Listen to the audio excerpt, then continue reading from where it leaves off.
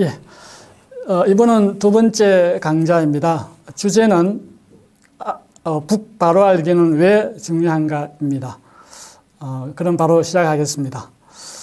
제1강좌가 앞서 이야기 드렸듯이 평화와 통일의 상관관계에 대한 문제였습니다.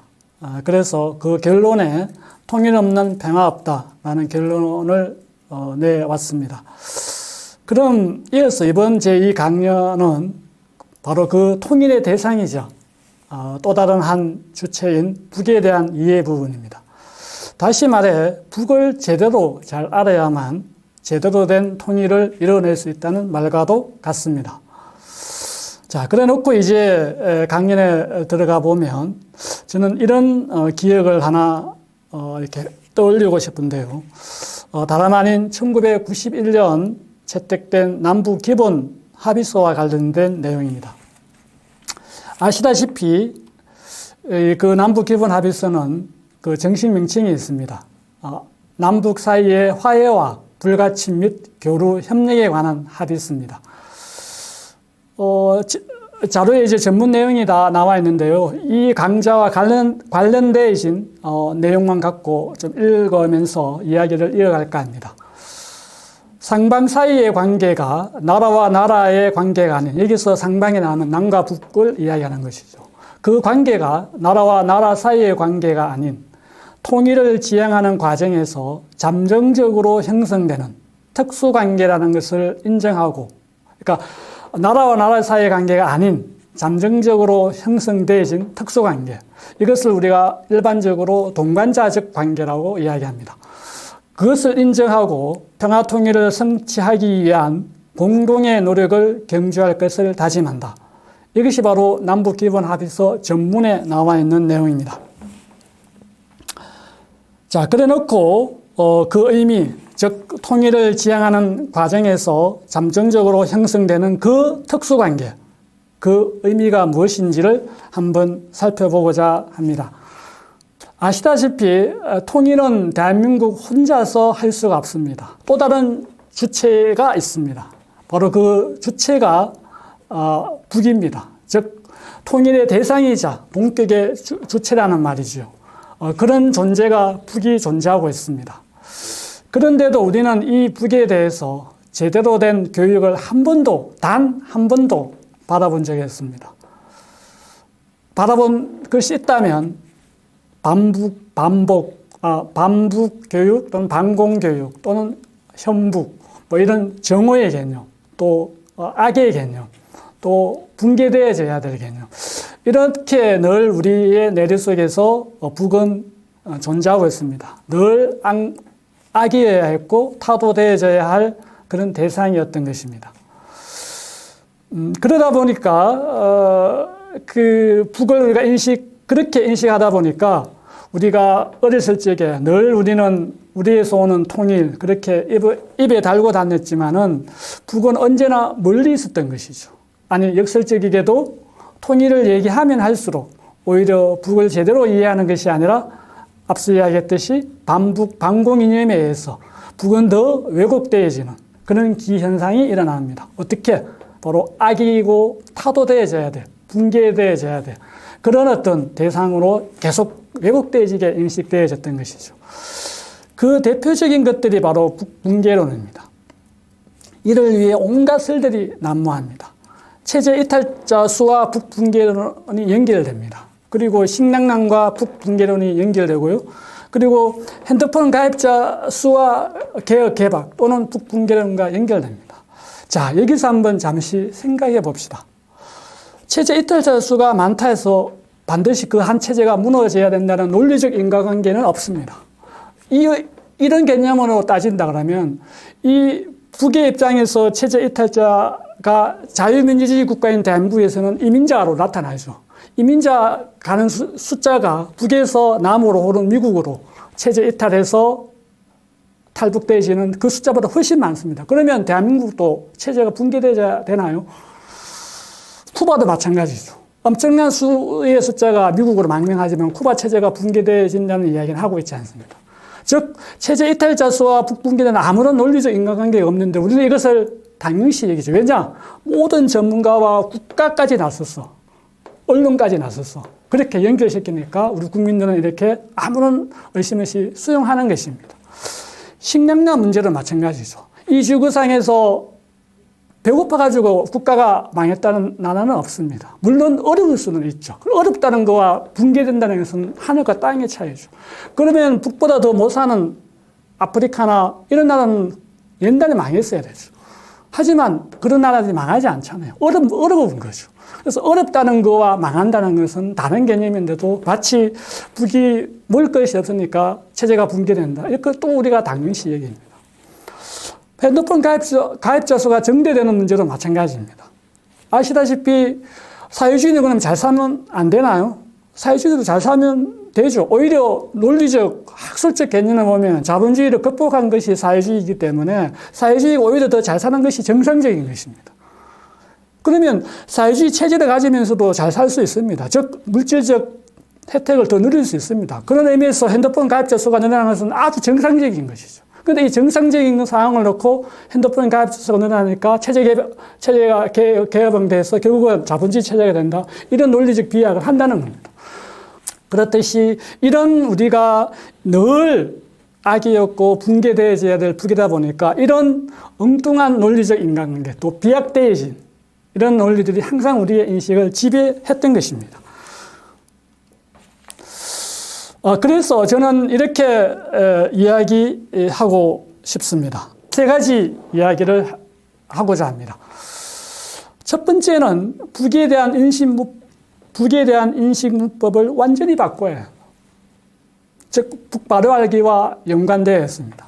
그러기 위해서는 우리는 북을 들여다보면서 반드시 정명으로 북을 들여다봐야 된다는 것을 이야기하고 싶습니다. 발정자 이런 명자죠. 그러니까 북을 제대로 바라보자는 것입니다. 그 원래 이름대로. 그러면 북의 원래 이름은 북한이 아니죠. 조선민주주의인민공화국입니다. 그럼에도 불구하고 제가 이 오늘 강연에 오기 전에 제가 인터넷 닿으면서 조선민주주의인민공화국이라는 단어를 한번 쳐봤습니다. 그러면 인공기가 나오고요. 이렇게 북한이라고 이렇게 설명되고 있습니다. 그러면서 아시아 한반도 북쪽에 있는 공산주의 정권이라고 되어 있습니다. 사실 엄밀히 말하면 사회주의 정권이죠. 북 스스로 뭐 이렇게 공산주의 정권을 하지 않습니다. 사회주의 부국강경 이렇게 하면서 사회주의 발전 노선. 아직은 그것을 지향하기는 하지만 현재는 사회주의 국가라고 이야기하고 있죠. 그런데도 공산주의 정권이라고 이렇게 단정하고 있습니다. 자, 이렇게 조선민주주의인민공화국을 치면은 북한이라고 나옵니다. 이 북한은 이 지구상에 실체가 없는 국가인 것이죠. 북한이 실존하고 있나요? 실체로서의 국가의 존재 형태가 있나요? 조선민주주의인민공화국이 실체인 것이죠. 유엔에 그렇게 가입되어 있습니다. 그런데 우리는 늘 북한이라고 이야기합니다. 왜냐? 그래야만이 조선민주주의인민공화국이 아닌 북한으로 인식해야만 다음과 같은 우리 국민들에게 잘못되어진 조선, 즉 조선민주주의인민공화국의 이미지와 개념을 성립시키고 그것을 이렇게 주입시킬 수 있기 때문이죠. 어떤 것인가 하면 존재하지 않는 북한의 모습은 이런 것입니다. 늘 깡패 국가여야 되고 세습 국가여야 되고 독재 국가여야 되고 이 지구상에서 가장 가난한 국가여야 됩니다. 즉 실체하지 않다 보니까 그래서 이렇게 네이밍을 해서 이런 개념을 갖고 와서 북을 이미지를 왜곡시키고 우리는 그것을 당연하게 받아들이는 것이죠.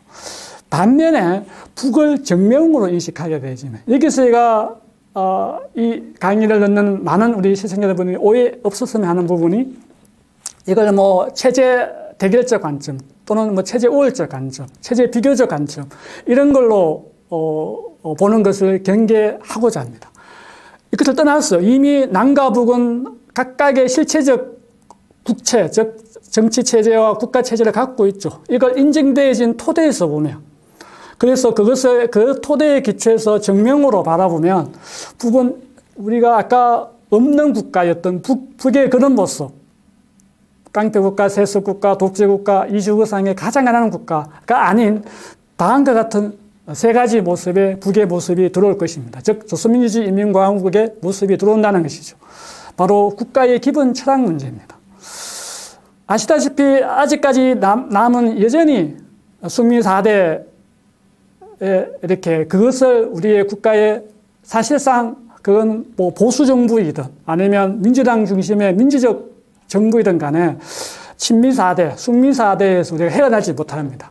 그것을 가장 잘 단적으로 보여준 사례가 바로 문재인 정부 때 트럼프 대통령이 한 발언이죠. 2018년인가요? 그들은, 여기서 말하는 그들은 우리 대한민국을 이야기했어요. 그들은 우리의 승인 없이 아무것도 하지 못한다. 이런 데서 우리가 가장 상징적으로 그 단적인 예가 표현되죠. 하지만 북은 철저하게 자주로 설정해서 자주 국가로서의 그런 어떤 이념을 확고하게 구축한, 그러니까 좀 가난하고 못 살고 배고프더라도 그 자주를 포기하지 않기 위해서 미국과 그렇게 격돌하고 그 제재도 이겨내고 있다. 이렇게 좀 이해해지는 측면이 있는 것이죠. 두 번째 정명으로 인식한 경우에는 다음과 같은 북의 모습이 보입니다. 지금도 우리는 대한민국은 아직까지 친일 청사 논쟁에서 자유롭지 못합니다. 여전히 친일 인맥들이 그것이 친미로 이렇게 둔갑해서 여전히 한국 정치의 주류를 형성하고 있습니다. 반면 북은 철저하게 조선민주주의 인민공화국 정부 수립과 동시에 친일 청산을 100%한 그런 국가 정통성이 우리보다는 어떤 의미에서 낮죠. 그런 측면에서 본다 그러면 국가 정통성이라는 측면에서 보면 분명히 나은 측면이 있다는 겁니다. 세 번째는 각각의 정부가 들어서면서 나타났던 차이점인데요. 이승만 정권에 의해서 우리는 유상물수, 유상분배를 통해 가지고 기득권 세력을 철저히 보여줬죠. 그러다 보니까 지금까지도 부의 불평등 문제, 이런 문제가 심각하지 않습니까? 반면 북은 어떻게 했습니까? 토지와 적산가격에 대한 무상몰수, 무상분배를 통해서 철저하게 그 국가의 운영 원리를 인민대중 중심으로 구축한 것이죠. 여기서 제가 강조하고 싶은 것은 이것이 질적으로 과연 이것이 그 인민대중 중심이냐 아니냐, 이거는 좀 논외인 것이죠. 즉 국가 철학의 근본 토대와 정신이 어디로 향하고 있는가, 이걸 좀 우리가 보자는 것입니다. 이렇게 정명으로 인식한 북과 그렇지 못한 북의 모습은 확연히 다른 180도 다른 모습으로 존재한다. 그래서 우리가 북바로 알기 운동의 첫째가 하는 그 핵심 지점에는 바로 이 북에 대한 인식 문법을 정명으로 제대로 된 이름으로 정확하게 기억하는 것이 굉장히 중요하다. 이 말씀을 꼭 드리고 싶고요. 그러면 이렇게 정명으로 인식하지 못했을 경우에 다음과 같은 좀 이렇게 짠한 또는 어떤 좀 가슴 아픈 그런 이제 그 발언을 우리가 한번 상기해 볼 필요가 있는데요. 다름 아닌 이제 2018년 9월 19일 문재인 대통령이 평양 가서 평양 정상회담을 하면서 했던 연설입니다. 거기 보면 이런 이야기가 있죠. 어려운 시절, 아마 이 어려운 시절은 두 가지 의미겠죠. 아마 공화국, 즉 조선민주주의 인민공화국이 만들어져면서 그 과정에서 어떻든 그 나라를 일뜻 세우는 그 과정에 어려움도 있을 수 있고요. 그다음에 흔히 말하는 우리가 제2차 고난의 행군 시기, 그런 어려운 시기도 포함될 것 같습니다. 어쨌든 이 어려운 시절에도 민족의 자존심을 지키며 끝끝내 스스로 일어서고자 하는 불굴의 용기, 이렇게 북을 짙게 세웠죠. 그런데 이것이 다 이제 외교적 레토릭일 뿐인 것이죠. 실제 북은 이러한 모습으로 우리에게 다가와야 되는 것이 정상인데 이것이 그냥 한때 반짝한 그런 외교적 레토릭으로 존재한다는 것이 우리에게 가장 좀 슬픈 그런 좀 인식 문법 중에 하나이다. 이렇게 좀 부연 설명을 드리면서 두 번째 그 불편한 진실, 즉 북을 바로 알게 하는 데 있어서 두 번째 우리에게 불편한 진실 문제에 좀 가보도록 하겠습니다. 다름 아닌 북체제 붕괴론에 대한 진실 혹은 거짓 문제입니다. 앞서 제가 식량 문제, 핸드폰 가입 문제, 그다음 체제 이탈자 수 문제 이런 걸 갖고 이제 북체제가 붕괴된다는 걸 당연하게 생각했는데 과연 그러면 그러한 측면에서 북체제 붕괴론의 실상이 있는가? 결론적으로 모든 대한민국에 존재하는 북체제 붕괴론은 다 헛상이다. 실체가 없다고 저는 결론을 감히 내리고 싶습니다. 왜냐하면 이 북체제 붕괴론의 그 개념에 어느 누구도, 국가도, 전문가도, 또 학교에서도, 언론도 북체제 붕괴의 실체적 진상이 뭔지 아무도 이야기해 주지 않습니다. 그것이 체제 멸망을 이야기하고 있는지, 정권 붕괴를 이야기하고 있는지, 국가 자체가 이 지구상에서 없어진다는 의미인지, 이 북체제 붕괴론에 그 실체가 없다는 거예요. 뭐, 지금 말하면 김정은 정권이 붕괴된다는 의미인지, 아니면 뭐, 그 사회주의 체제를 포기하고 자본주의 체제로 전환된다는 그 의미인지, 아니면 뭐, 북이라는 즉 조선민주주의 인민공화국 그 국가 자체가 없어진다는 의미인지, 이걸 누구도 우리한테 설명 못 해주고 있습니다. 그러니까 실체가 없는 거죠. 없는 걸 갖고 우리 국민들은 계속 그 허상을 우리 믿어야 되는 그런 어떤 불행한 시대에 살고 있다는 겁니다. 두 번째, 경험과 사례에서도 북체제 멸망이 왜 허구인지를 우리가 알 수 있습니다. 몇 가지 제가 사례적으로 소개할 것인데요.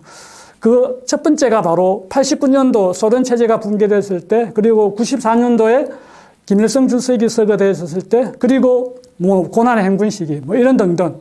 특히 가장 최근에는 2011년 김정일 국방위원장이 서거했을 때, 국가부터 시작해서 전문가, 언론까지 모든 사회적 분위기가 다 북체제는 멸망한다 했습니다. 그런데 멸망했나요? 안 하고 있죠. 두 번째, 이명박 정권 때, 즉 2010년도의 경우인데요. 2월 달에 천영우 외교부 장관이 이런 이야기를 했습니다. 스티븐슨 주한 미 대사를 만나서 한 대화가 이제 공개되었는데요. 이렇게 되었습니다. 북한은 이미 경제적으로 붕괴하고 있고, 김정일 위원장이 사망하면 2년 내지 3년 내에 정치적으로 붕괴할 것. 자, 이 붕괴하는 국가와 함께 교류협력하고 뭐 통일할 이유가 없죠. 뭐 붕괴되는 국가와 왜 교류협력하고 손잡아야 되겠습니까? 또 박근혜 정부 때도 그런 예가 있습니다. 바로 2013년인데요. 12월 31일에 일어난 일입니다. 국가정보원 송년 모임에서 당시 남재준 국정원장이 2015년에는 자유 대한민국 체제로 조국이 통일되어 있을 것이다. 그래서 붕괴됐고 통일되어 있나요? 이렇게 아무런 뭐 이렇게 그 근거 없는 도대체 이런 어떤 인식이 어디서 나왔는지 아무도 설명 안 하고 그냥 뭐 붕괴론, 뭐 멸망, 뭐 흡수통합 이야기하고 있습니다. 하지만 현실화되지는 않죠.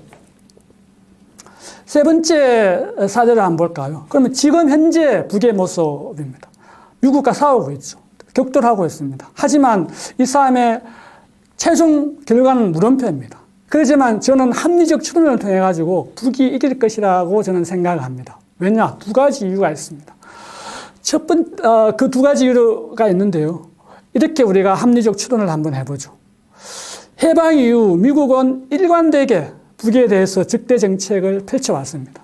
그 적대 정책의 핵심적인 징표는 두 가지입니다. 하나는 북체제를 붕괴해서 흡수통합을 통해서 자유민주주의 체제로 대한민국이 만들어지는 것이었습니다. 두 번째 적대 정책의 그 본질적인 징표는 바로 북의 핵보유 저지였습니다. 그런데 첫 번째든 두 번째든 지금 이루어지고 있나요? 첫 번째 같은 경우에는 바로 체제 안정화를 넘어서 지금 북 스스로 어떻게 됩니까? 사회주의 강성국가를 지향하고 있죠. 그게 달성될지 않지는 아직 물음표입니다. 하지만 적어도 미국 스스로가 쥐새끼 한 마리 들어가지 못할 정도로 봉쇄했고 또 제재를 했지만은 어쨌든 지금 이 체제 안정화를 이뤄내고 있다는 그 자체가 북이 승리한 것이죠. 두 번째, 앞서 이야기했듯이 핵보유 정책을 통해서 그것도 미 본토에 공격하는 ICBM을 갖지 못하게 하는 그런 정책을 펼쳤는데 북이 핵보유를 했고 그 핵보유를 넘어서 핵강구 그리고 북스스로는 전략국가의 반열이라고 그러는 이런 게 됐다 그러면 분명히 지금까지 70년의 어떤 미국과 북의 대결에서 북이 승리해 오고 있는 것만은 분명하다는 것이죠. 그렇다 그러면 앞으로 핵이 없을 때도 그리고 제재가 이렇게 쥐새끼 한 마리가 못 드나들 정도로 이렇게 지구상에 유례없는 제재를 하기 전에도 북체제가 존속되어 있는데 그러면 이 상황에서는 핵을 가진 상황에서는 더더욱 미국보다 북이 이길 확률이 더 높은 것이죠.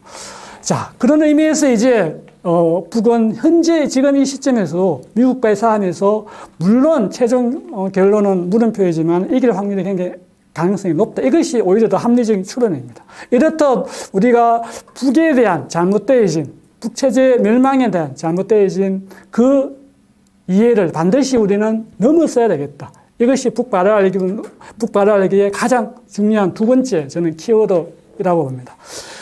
좀 더 이제 그 부연 설명에서 그러면 북체제가 멸망하지 않는 이유가 5가지 정도가 있는데요. 그것은 제 책 그 306쪽과 307쪽에 있습니다. 거기에 보면 5가지가 나열되어 있습니다. 이것은 그 자료 화면으로 이렇게 나중에 대처해 봐도 될 것 같습니다. 자, 그것을 전제하에서 마지막 세 번째 키워드로 넘어가겠습니다. 바로 흡수 통합에 대한 문제인데요. 백번장부에서 자, 북이 멸망하지 않는다. 저는 두 번째 키워드에서 그렇게 이야기했습니다. 그럼에도 불구하고 백번장부에서 설령 북이 멸망하고 체제가 붕괴된다라고 칩시다. 가정법 하에 역사에 가정법은 없지만 그 가정법을 갖고 와서 설령 북이 멸망하고 체제가 붕괴된다 한다 하더라도 과연 우리 지금 현재 대한민국이 원하는 즉 대한민국의 지금 현재 통일 방안은 민족 공동체 통일 방안이죠. 즉 흡수 통합입니다. 최종 종착지가 흡수 통합입니다. 과연 흡수 통합이 될까요? 저는 이 얘기에 물음표를 던지고 싶은 겁니다. 그런데 불행하게도 북체제가 멸망하고 붕괴된다 하더라도 흡수 통합은 우리가 원하는 방향으로 되지 않는다는 결론이 제가 오늘 이 자리에서 시청자 여러분께 전달하고 싶은 내용입니다. 왜냐? 아시다시피 남과 북은 국제법, 즉 유엔상에 엄연한 가입된 독립국가입니다. 각각 1991년도에 이렇게 남은 대한민국으로 북은 조선민주주의인민공화국으로 유엔에 가입되어 있습니다. 자, 이 국제 질서를 관장하는 국제법에 의하면 만약에 어떤 한 국가가 붕괴됐을 때, 체제가 붕괴될 때 또는 국가가 멸망할 때 이것을 접수해서 관리하고 재건하는 그 우선순위가 정해지게 됩니다. 거기에 따르면 바로 제1순위는 정전협정 당사국이 됩니다. 대한민국이 아니라는 거죠. 그러면 한국전쟁을 통해서 아직까지 한반도는 정전 상태이고 휴전 상태입니다. 여기에 정전체제에 도장을 찍은, 즉 사인을 한 국가가 북과 미국, 중국이죠. 당시 이승만 정권은 이 국군 통수권을 미국에 이양했기 때문에 자격이 없었습니다. 그래서 이 정전체제 협정의 당사자가 미국, 중국, 북입니다. 그런데 북이 망했으니까 그러면 우선순위가 미국과 중국에게 주어집니다. 그래서 미국과 중국이 그래, 우리가 통 크게 양보할게.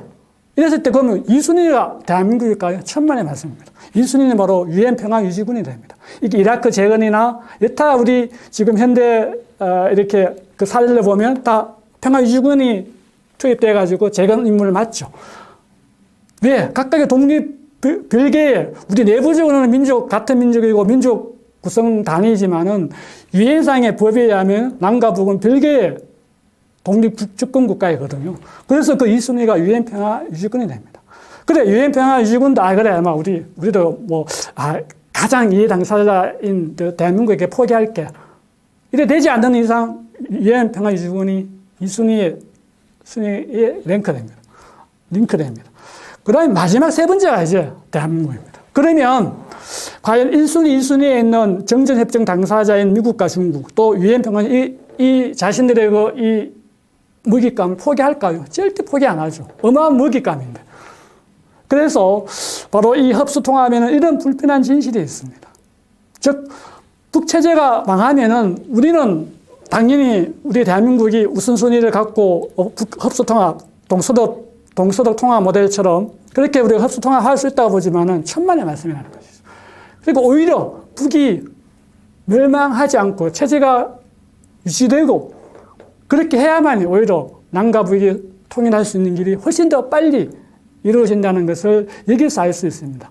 이렇게 첫 번째, 두 번째, 세 번째 이렇게 우리가 세 가지 근거를 가지면서 우리가 북치지에 대한 이해를 정확하게 이렇게 알아야만이 통일의 또 다른 한 주체인 북과 손잡고 통일로 매진할 수 있지 않을까, 그런 이야기를 드리고 싶습니다.